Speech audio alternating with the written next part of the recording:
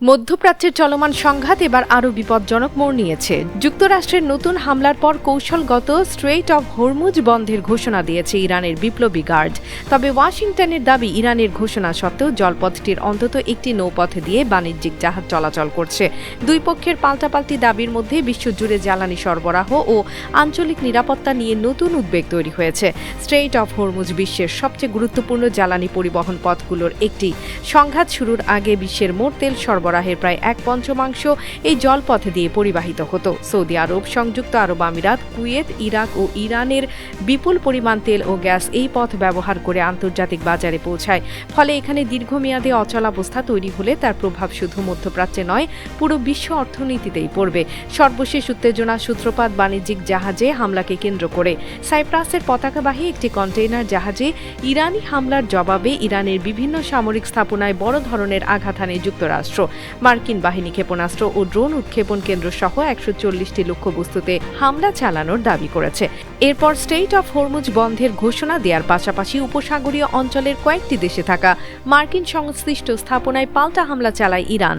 ওয়াশিংটনের দাবি, straight of হরমুজের সব নৌপথ বাণিজ্যিক জাহাজের জন্য উন্মুক্ত রাখতে হবে। পাশাপাশি জাহাজে হামলা বন্ধ এবং কোনো ধরনের টোল ছাড়া নিরাপদ পারাপারের প্রকাশ্য নিশ্চয়তা দিতে হবে তেহরানকে।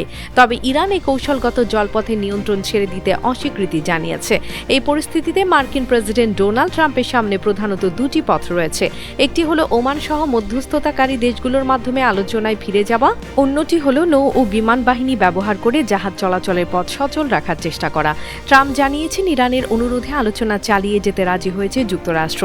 একই সঙ্গে তিনি বলেছেন, জুনে হওয়া যুদ্ধবিরতি আর কার্যকর নেই।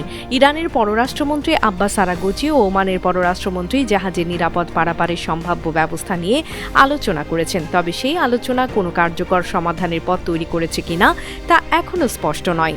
সামরিক শক্তি ব্যবহার করে সাময়িকভাবে স্ট্রেইট অফ হরমুজে জাহাজ চলাচলের পথ তৈরি করা সম্ভব হলেও দীর্ঘমেয়াদী সেটি নিরাপদ রাখা কঠিন। ইরানের ক্ষেপণাস্ত্র, ড্রোন, নৌমাইন ও দ্রুত গতির আক্রমণাত্মক নৌযান মার্কিন যুদ্ধজাহাজ এবং বাণিজ্যিক ট্যাঙ্কারের জন্য স্থায়ী হুমকি তৈরি করতে পারে। এই জলপথে ছোট একটা সংঘর্ষও দ্রুত উপসাগরীয় দেশগুলোতে ছড়িয়ে পড়তে পারে। এতে মধ্যপ্রাচ্যের চলমান সংঘাত আরও বিস্তৃত আঞ্চলিক যুদ্ধে রূপ নেওয়ার আশঙ্কা রয়েছে। সংকট দীর্ঘায়িত হলে সবচেয়ে বড় চাপ পড়বে বিশ্ব অর্থনীতিতে। তেল ও গ্যাসের দাম বাড়ার পাশাপাশি জাহাজের বীমা, পরিবহন এবং পণ্য আমদানির ব্যয়ও বেড়ে যেতে পারে। ইরান তার চাল দিয়েছে। এখন পুরো বিশ্বের নজর ডোনাল্ড ট্রাম্পের পরবর্তী সিদ্ধান্তের দিকে।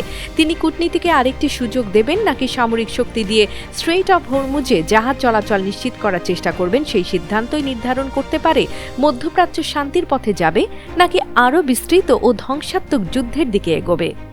আন্তর্জাতিক ডেস্ক, বাংলা ভিউজ।